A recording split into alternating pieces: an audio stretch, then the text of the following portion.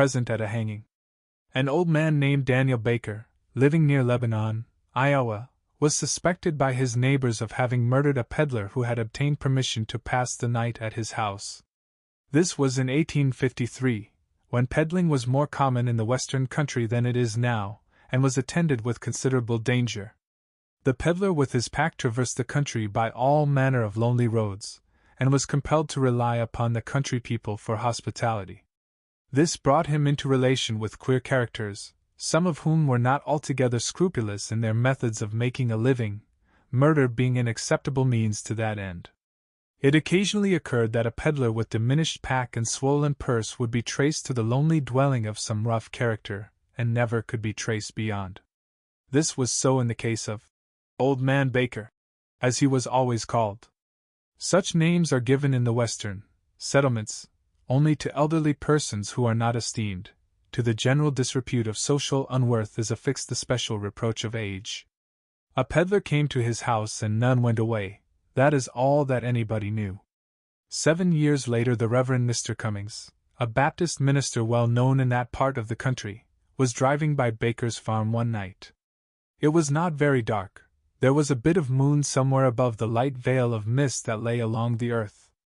Mr. Cummings, who was at all times a cheerful person, was whistling a tune, which he would occasionally interrupt to speak a word of friendly encouragement to his horse. As he came to a little bridge across a dry ravine, he saw the figure of a man standing upon it, clearly outlined against the gray background of a misty forest. The man had something strapped on his back and carried a heavy stick, obviously an itinerant peddler. His attitude had in it a suggestion of abstraction, like that of a sleepwalker. Mr. Cummings reined in his horse when he arrived in front of him, gave him a pleasant salutation, and invited him to a seat in the vehicle. "If you are going my way," he added. The man raised his head, looked him full in the face, but neither answered nor made any further movement. The minister, with good-natured persistence, repeated his invitation. At this the man threw his right hand forward from his side and pointed downward as he stood on the extreme edge of the bridge. Mr. Cummings looked past him, over into the ravine, saw nothing unusual, and withdrew his eyes to address the man again. He had disappeared.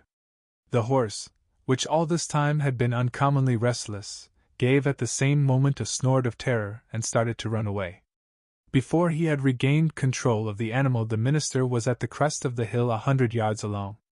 He looked back and saw the figure again, at the same place and in the same attitude as when he had first observed it. Then for the first time he was conscious of a sense of the supernatural, and drove home as rapidly as his willing horse would go.